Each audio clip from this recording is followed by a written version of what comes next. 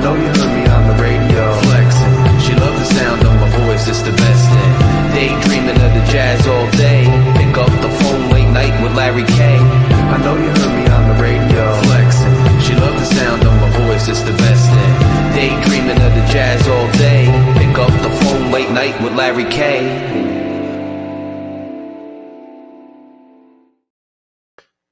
Tua Tagovailoa is so bad that if you want to know the state of his career right now, all you have to know is that in the same game he played, the commentators and the internet and the NFL fan sphere is talking about the emergence and real intelligent move of the Colts signing Daniel Jones.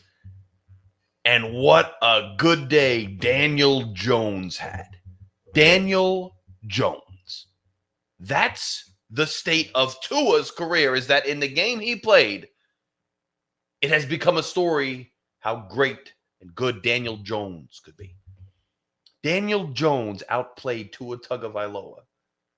Mike McDaniel was terribly outcoached, and the Dolphins lose to the Colts in a blowout. Tua Tagovailoa, 14 of 23 for 114 yards, 1 touchdown, 2 interceptions. And by the way, the touchdown came in garbage time when the game was already way out of reach. So it's tough to really consider the touchdown to really be relevant.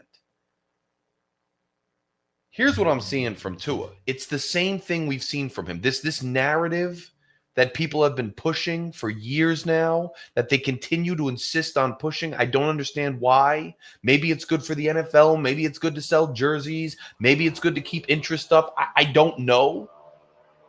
But this narrative that everything runs through Tua, keeping Tua healthy is all that matters. It all comes down to whether or not Tua is healthy. That's always been a BS narrative. And I have been saying it on this channel, since the channel started, since I was back on TD Finn's Talks channel doing this show, Phin-Addict Fury. I've been saying that narrative is nonsense. It's not true. You're being lied to, but people regurgitate narratives. Tua was healthy today. And what did we see from the young man? We saw the same exact type of sailing interception when they needed it the most on a third down. We saw another interception. What else? It's not the only turnover he had. I was prematurely speaking. He had a fumble too, and it wasn't a fluke. It wasn't a no look. He couldn't see him coming. It was the same thing we've seen from Tua time and time again that we don't see from clutch quarterbacks entering 5th and 6th years in the NFL. Somebody gets close to him. He gets happy feet. All of a sudden, the ball's flying up in the air, up for grabs.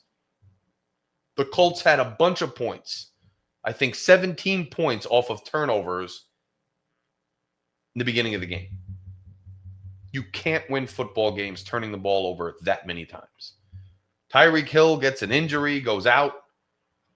Him and Waddle, just nobody really involved in anything. A couple decent runs. Achan, 55 yards, averaging 7.9. Guys averaging decent yardage running the ball, but didn't mount to anything. Tyreek Hill, 4 receptions for 40 yards. Jalen Waddle, 4 receptions for 30 yards. And then it drops off. It's running backs. Defense did not look good to me. Storm Duck goes out with an injury.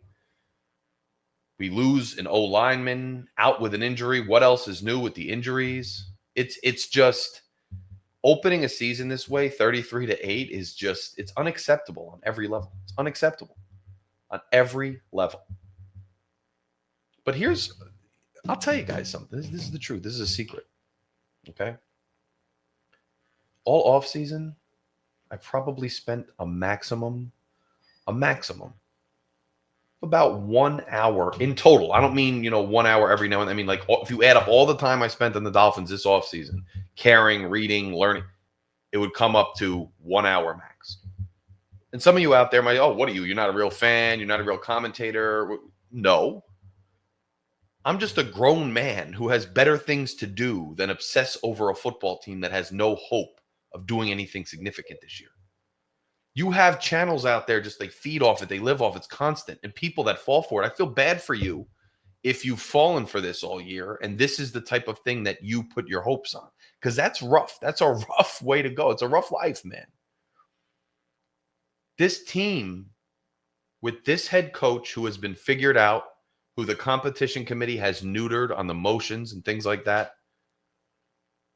This head coach who can't innovate beyond an anticipation-based system, a timing-based Shanahan system that he designed for Tua, who has limitations in every other facet of his game.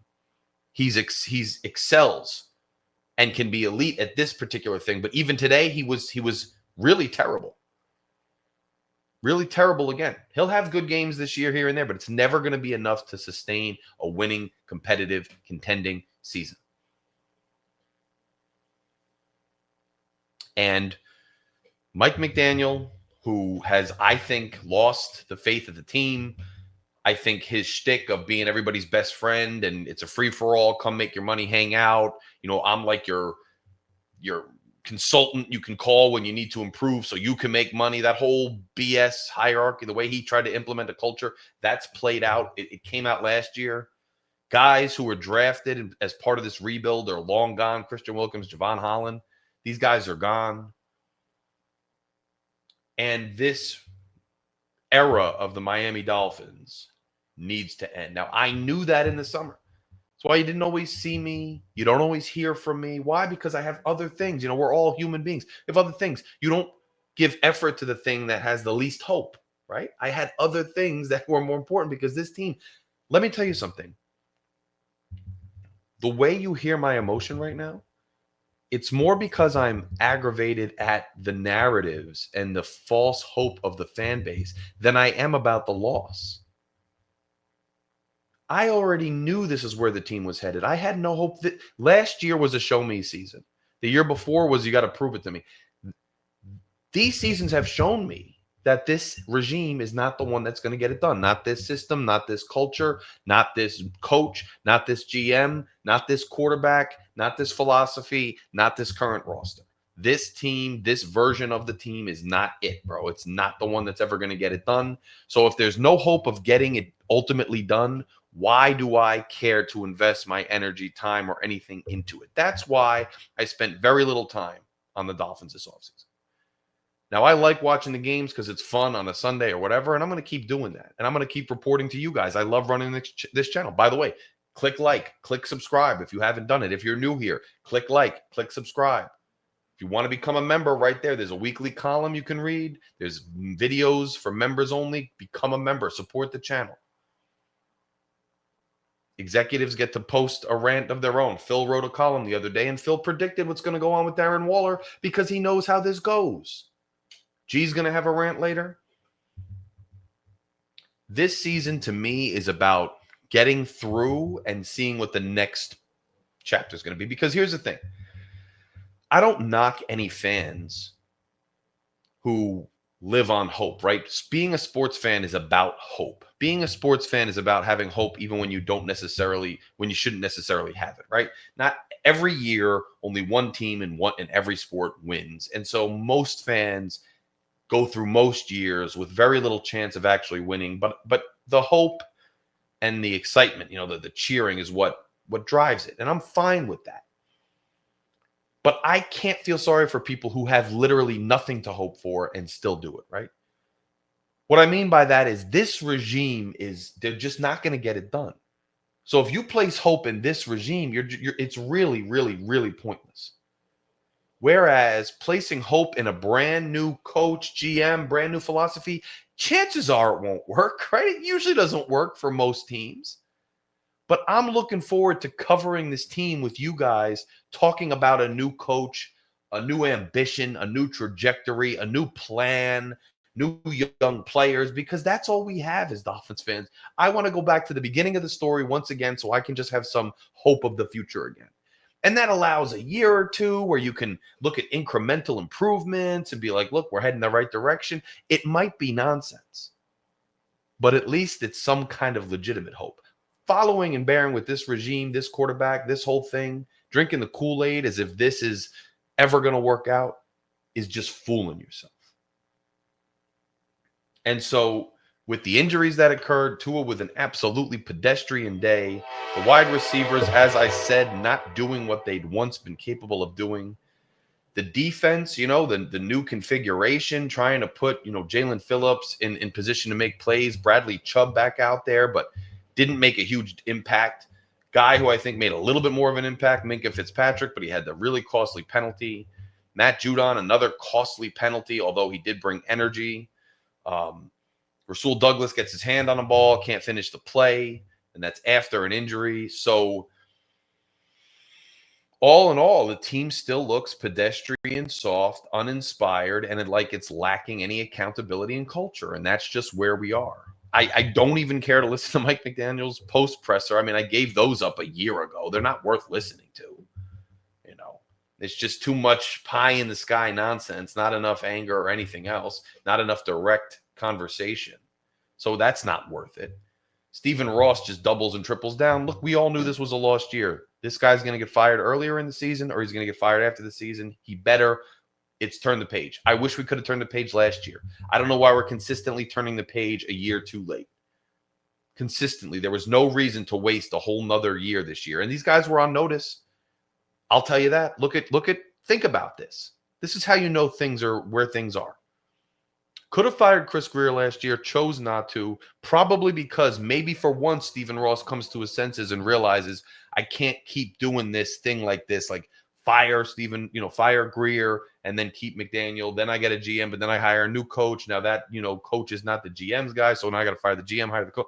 I think he decided to keep them both because they're going to live together, die together. That's it, figuratively speaking.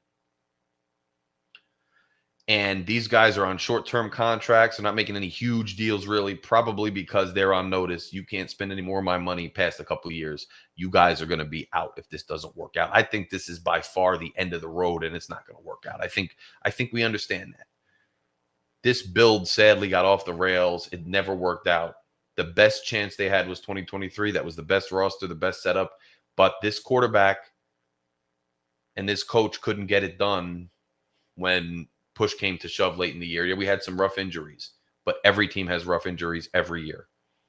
And this team completely collapsed at the end of that year. That was it. After that, everything else was downhill because you had injuries, you had over big contracts, you had young guys on rookie contracts who were going to leave. It was never, that was it. They went all in. That's why they went for Bradley Chubb, because they went all in. It didn't work out. And that was that. They've been on life support, not even. They've been on borrowed time ever since then. Ever since the 2023 season didn't work out, this regime has been on borrowed time. This quarterback has been on borrowed time, which makes it all the more egregious.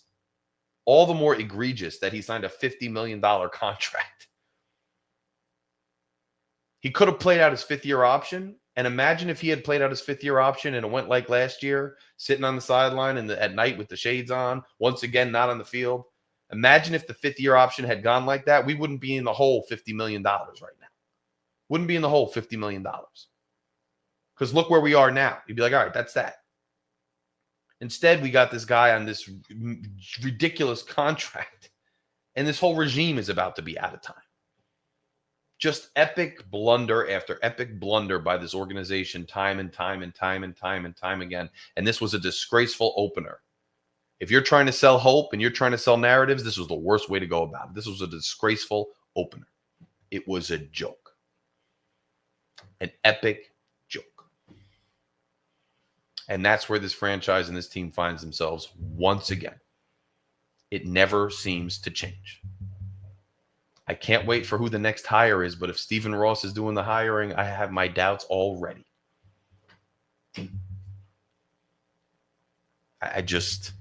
What else do you guys want me to tell you? I've been saying this. What else do you want me to? What else do I have to say to get you to say, you know what, maybe this guy sometimes generally knows what he's talking about. He's not in the weeds every time with the microcosms of the X's and O's. He's not doing a video every other day and getting all the clicks. But this guy, when he shows up, he makes sense.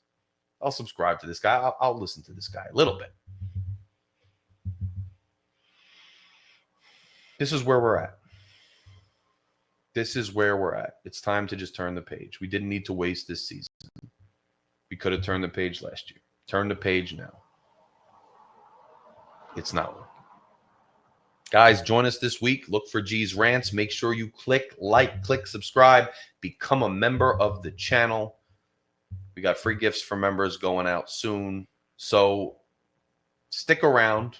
Even though the team is bad, this show, Phin-Addict Fury, stays furious about the Fins. I'll see you guys later. Thanks for joining me on another dreary, rough, lost Sunday. I know you heard me on the radio flexing. She loved the sound of my voice, it's the best thing. Daydreaming of the jazz all day. Pick up the phone late night with Larry K. I know you heard me on the radio flexing. She loved the sound of my voice, it's the best thing. Daydreaming of the jazz all day. Pick up the phone late night with Larry K.